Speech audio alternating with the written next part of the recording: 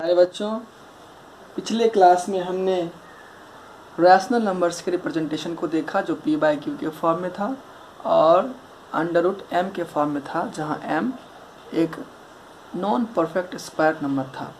अब हम सीखेंगे कि कोई डेसिमल नंबर है तो उसको कैसे रिप्रेजेंट करेंगे रियल नंबर लाइन पे। तो इसमें दो बातें हो सकती है, या तो आपका डेसिमल जो है टर्मिनेटिंग होगा या फिर रेकरिंग होगा।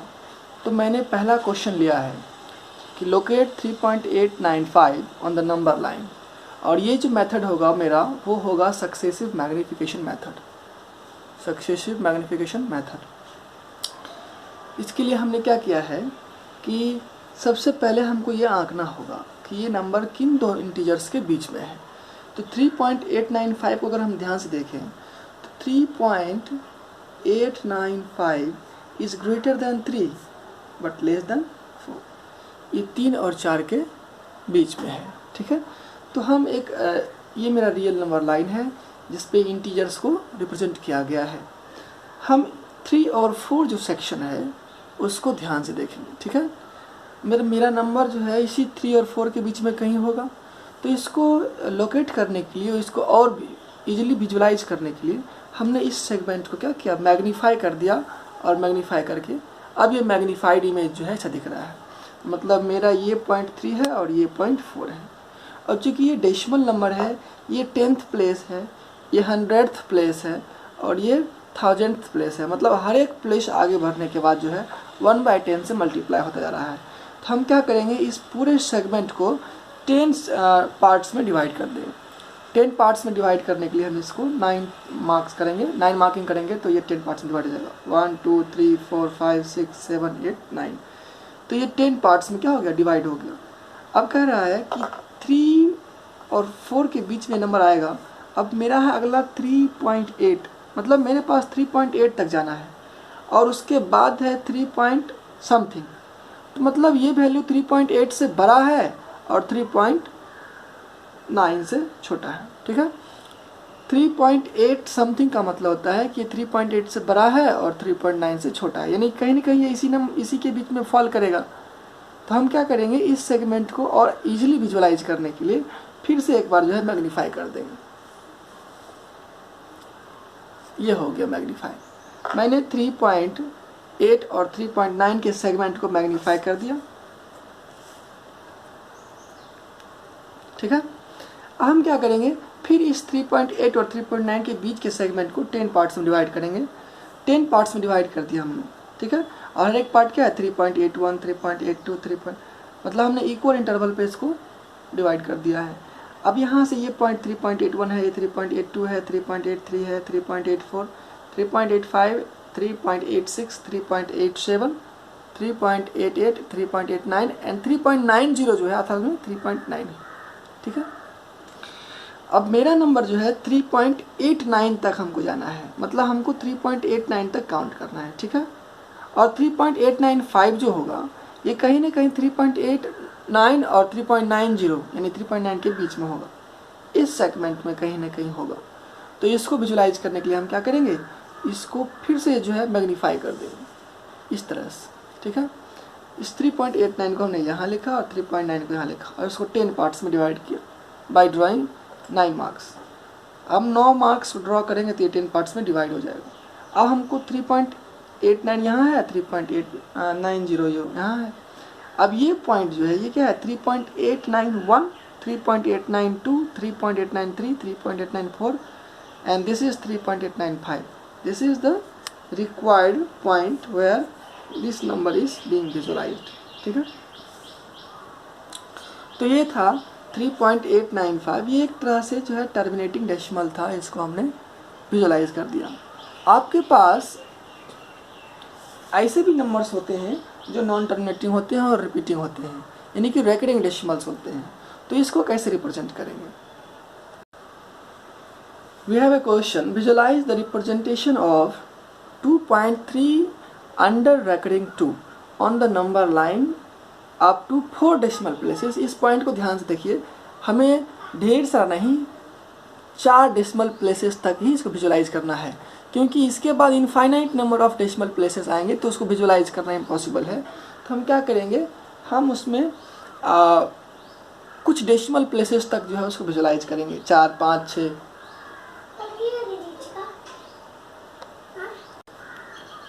सबसे पहले हमको ये देखना पड़ेगा कि ये नंबर 4 प्लेसेस तक जाने के बाद कैसे दिखता है। ये इस तरह से दिखता है। अभी देखना है कि ये नंबर किन दो इंटीजर्स के बीच में है। तो ये 2 से बड़ा है और 3 से छोटा है। इसका मतलब 2.3222 is greater than 2 but less than 3। कहीं ना कहीं ये पार्ट जो है, ये नंबर 2 और 3 के बीच में है। तो मेरे पास एक ये रियल नंबर लाइन है जिसपे इंटीजर्स को रिप्रेजेंट किया गया है, और हमने क्या किया, 2 और 3 सेगमेंट को कंसिडर किया, इसको मैग्नीफाई कर दिया। ठीक है, 2 यहाँ है और 3 यहाँ है। अब इस सेगमेंट को हमने 10 पार्ट्स में डिवाइड कर दिया। देखिए 2.1 2 3 4 इस तरह से। ठीक है, अब हम क्या करेंगे, मेरे पास जो है 2.3 है, तो मेरे पास 2.3 यहाँ है और उसके बाद समथिंग कुछ और पार्ट है। मतलब ये नंबर जो है 2.3 से बड़ा है लेकिन 2.4 नहीं है, तो ये 2.3 और 2.4 के बीच में आएगा। तो हम क्या करेंगे, इस सेगमेंट को जो है फिर से मैग्नीफाई कर देंगे इस तरह से। ठीक है, हमने 2.3 और 2.4 को मैग्नीफाई कर दिया। This is 2.3 and this is 2.4। अब इसको फिर से 10 पार्ट्स में डिवाइड कर देंगे। हमने 10 पार्ट्स में इसको डिवाइड कर दिया, 2.31 2.32 एंड सो ऑन। अब कह रहा है कि मेरे पास आना चाहिए 2.32, तो दिस इज 2.32 और इसके बाद कुछ नंबर्स और भी हैं। तो मतलब ये नंबर 2.32 से बड़ा है लेकिन 2.33 से छोटा है। तो ये कहीं ना कहीं जो है 2.32222 इसी के बीच में आएगा। तो हम क्या करेंगे, इस पार्ट को फिर से मैग्नीफाई करेंगे ऐसे।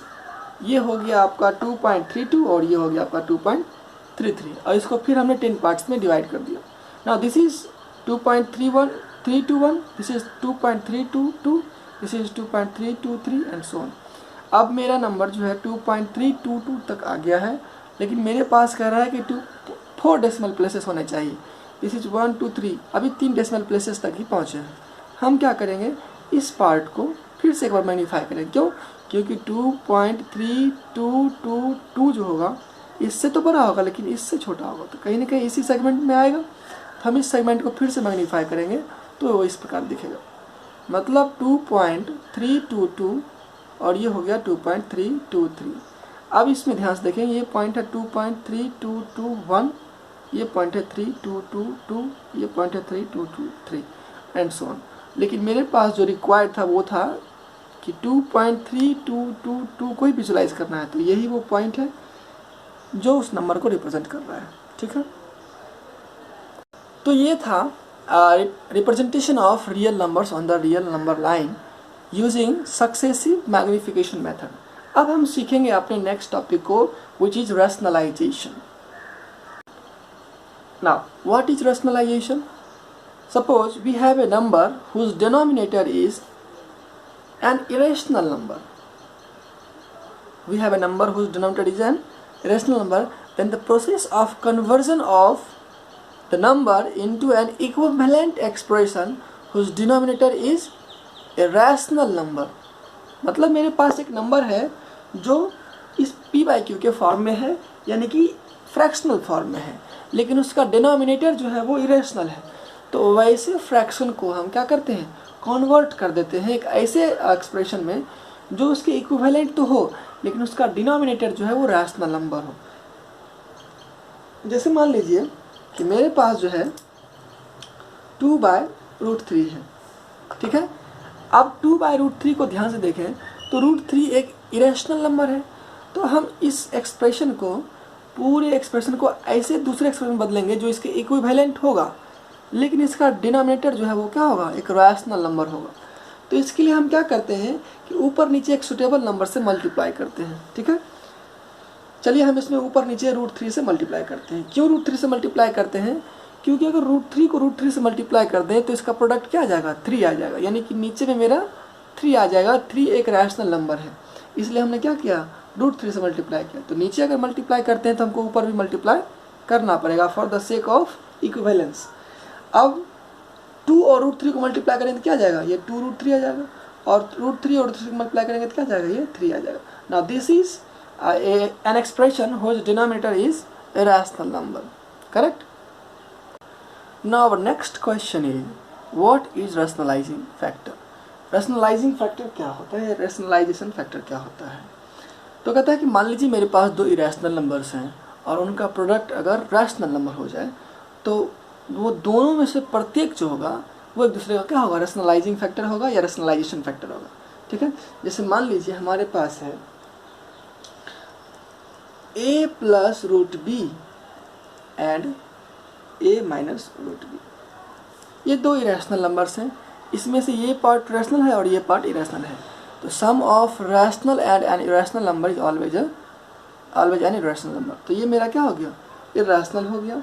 और उसी तरह ये भी क्या हो गया, कि रैशनल हो गया. ये दो इरेशनल नंबर्स हैं, हम इसका प्रोडक्ट ढूंढते हैं. तो इसका प्रोडक्ट क्या आ जाएगा, a plus root B into A minus root B. ये a प्लस बी और a माइनस बी के फॉर्मूले पे आ जाएगा, x plus Y into X minus Y. क्या हो जाएगा, X square minus Y square, यानी a square minus under root B का स्क्वायर. और ये क्या हो जाएगा, ये हो जाएगा आपका a square minus B square. अब ये क्या है, ये एक रैशनल नंबर है और ये एक रैशनल नंबर है. और दो रैशनल नंबर का डिफरेंस जो होता है क्लोजर प्रॉपर्टी के अकॉर्डिंग वो क्या होता है, वो हमेशा जो है रैशनल ही होता है. तो ये मेरा एक रैशनल नंबर आ गया. मतलब मैंने इसको ध्यान से देखा, ये इरेशनल थे और इसका प्रोडक्ट जो है वो क्या आ गया, इरेशनल से रैशनल आ गया. इसका मतलब ये एक दूसरे का क्या है, रैशनलाइजिंग फैक्टर है. मतलब अगर मेरे पास डिनोमिनेटर में ये हो तो हम उसको इससे मल्टीप्लाई करेंगे, या फिर a minus root under B हो तो हम इसको इससे मल्टीप्लाई करेंगे. ये एक दूसरे का क्या हो गया, रैशनलाइजिंग फैक्टर. हम एक और एग्जांपल लेते हैं. जैसे मेरे पास मान लीजिए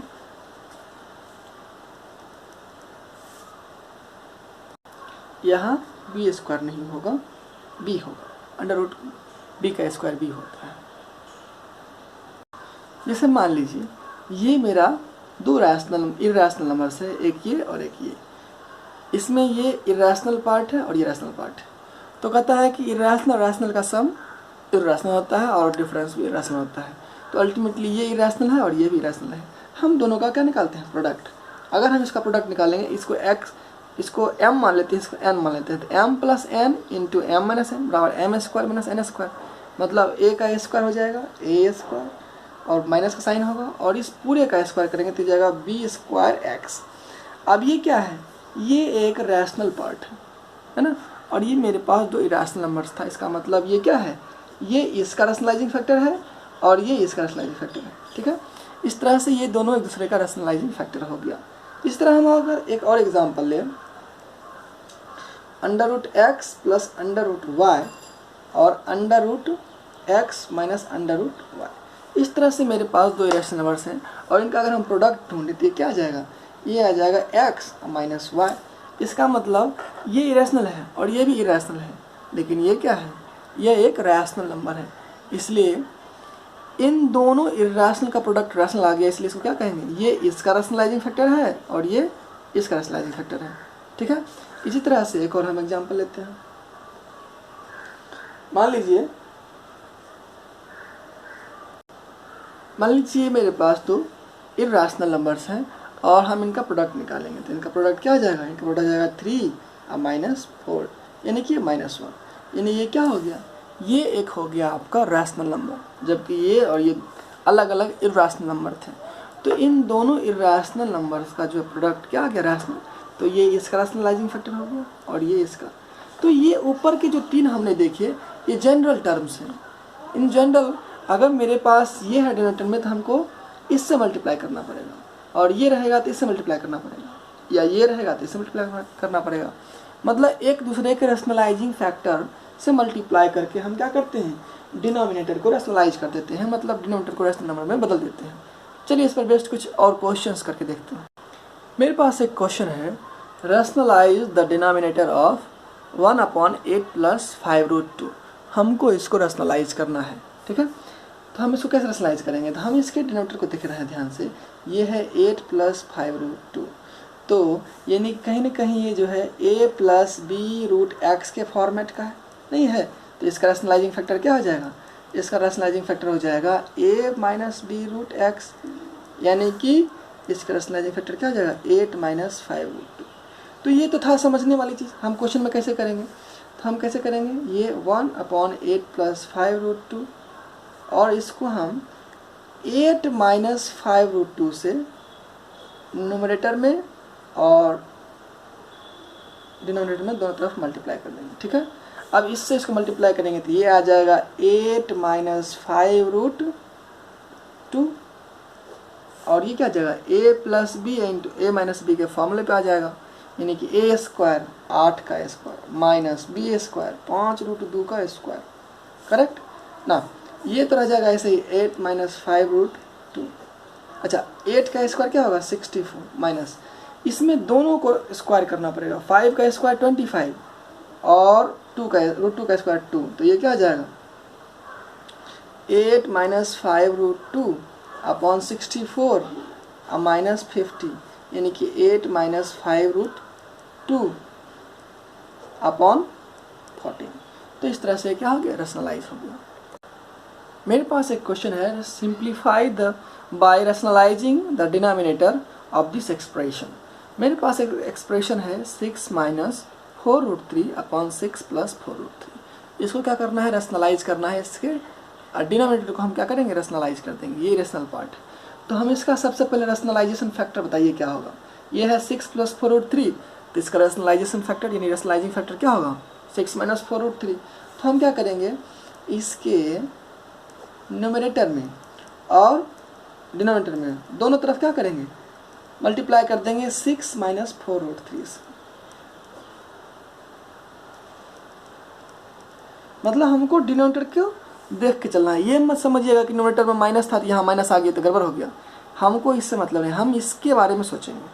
ये जो डिनोमिनेटर है उसमें नीचे में प्लस है और यहाँ पर हम इसके अपोजिट साइन को रखेंगे, यानी इन जनरली, यानी इसके रैशनलाइजिंग फैक्टर को यहाँ रखेंगे और ऊपर नीचे मल्टीप्लाई करेंगे। ठीक है, इसको ध्यान से देखें तो ये पूरे का क्वांटिटी इसके सेम है, तो इसको ऐसे रख सकते हैं 6 - 4√3 और उस पूरे का होल स्क्वायर। अपना इसको देखें a + b into a - b, a² minus b²। Correct ना, इसको आप a - b के होल स्क्वायर पर रख दीजिए, a - b का होल स्क्वायर क्या होता है a² यानी 6 का स्क्वायर प्लस b² यानी 4√3 का स्क्वायर माइनस 2a और b। इस तरह से हमने इसको a - b के होल स्क्वायर पर रख दिया। ये क्या हो गया 6 का स्क्वायर 36, 4 का स्क्वायर 16 और √3 का स्क्वायर 3, तो 16 और 3 = 48। अब इसको और सिंप्लीफाई कर लेते हैं तो ये हो जाएगा 36 प्लस ये 48 और माइनस 264 48√3 और अपॉन क्या हो जाएगा -12। ठीक है, हम इसको और सिंप्लीफाई कर सकते हैं, इसको अगर हम ऐड कर दें तो जगह 70 और 14 84 माइनस 48√3 अपॉन -12। हम क्या करते हैं, इसमें से -12 को कॉमन कर सकते हैं, क्योंकि ये 12 × 7 = 84 और 12 × 4 = 48, इसमें 12 एज अ फैक्टर हमको दिख रहा है, तो हम -12 कॉमन कर लेंगे तो जाएगा -7 और प्लस √4√3। माइनस साइन क्यों चेंज हो गया, क्योंकि हमने -12 कॉमन लिया था, इससे ये एलिमिनेट हो जाएगा, तो ये जाएगा आपका 4√3 - 7 और ये है आपकी सिंप्लीफाइड फॉर्म। चलिए एक और क्वेश्चन करते हैं, find the values of a and b if 3 + √2 upon 3 - √2 is equal to a + b√2। तो मेरे पास ये एक्सप्रेशन दिया हुआ है, कहता है a और b का वैल्यू जो है आपको फाइंड करना है। तो सबसे पहले इसको देखिए क्या इससे कंपेरेबल है, नहीं, पहले हम इसकी क्या करेंगे, डिनोमिनेटर को रैशनलाइज करके और इसको सिंप्लीफाइड फॉर्म में ले जाएंगे। तो इसको सिंप्लीफाइड फॉर्म ले जाता है, क्या करेंगे, इसको मेरे पास है 3 + √2 और 3 - √2, हम इसको सिंप्लीफाई करने के लिए इसको रैशनलाइज करना चाहते हैं, तो इसका रैशनलाइजेशन फैक्टर से मल्टीप्लाई करना पड़ेगा। क्या है इसका रैशनलाइजिंग फैक्टर, 3 - √2 का हो गया 3 + √2, ये हो जाएगा 3 + √2 अपॉन 3 + √2 और ये इज इक्वल टू है a + b√2। ना ये क्या हो जाएगा, ये हो जाएगा a + b का होल स्क्वायर यानी 3 + √2 का स्क्वायर। क्यों, क्योंकि ये सेम क्वांटिटी है, जैसे मान लीजिए पूरा का पूरा x है, ये x × x x²।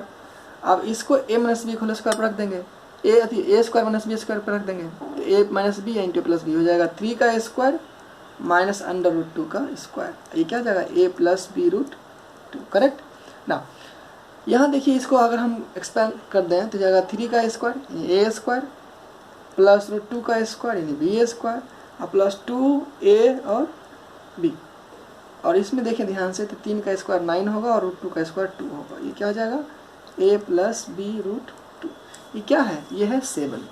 हम इसको यहाँ लिखते हैं तो ये हो जाएगा आपका 9 प्लस 2 प्लस 6 रूट 2 और अपॉन 7 और ये हो जाएगा a प्लस बी रूट 2 यानी कि ये 11 प्लस 6 रूट 2 अपॉन 7 यानी कि a प्लस बी रूट 2 है। इसको ना आप सेपरेट कर दीजिए, इसको ऐसे लिखिए 11/7 प्लस 6/11 रूट 2।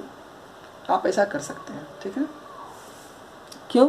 क्योंकि आप अगर a/b प्लस c/b को लिखते हैं a प्लस c/b तो आप यहाँ से यहाँ जा सकते हैं तो यहाँ से यहाँ भी आ सकते हैं, करेक्ट ना। इसको ध्यान से देखें, ये अब हम कंपेयर करेंगे। ये पूरा का पूरा एक इरेशनल नंबर है और जो इसके इक्वल है, मतलब इसका रैशनल वाला पार्ट रैशनल वाले पार्ट से कंपेयर करेंगे और इसके इरेशनल वाले पार्ट को इरेशनल वाले पार्ट से कंपेयर करेंगे। यानी कि a जो है वो क्या है 11/7 है। ये हम कैसे निकाल रहे हैं तो कंपैरिजन मेथड से हम कंपेयर कर निकाल रहे हैं। यहाँ प्लस का साइन है, यहाँ भी प्लस का साइन है, साइन का सेम होना आवश्यक है। अगर सेम नहीं रहेगा तो उसको हम सेम कर देंगे। यहाँ है 6/7 रूट 2 और यहाँ है b/रूट 2। इसका मतलब b की जगह पे क्या आ गया 6/7। तो ये थे कुछ क्वेश्चंस रेशनलाइजेशन बेस्ड। इस पर जो है और भी क्वेश्चंस होंगे, हम इसको अगले क्लास में करेंगे। Thank you.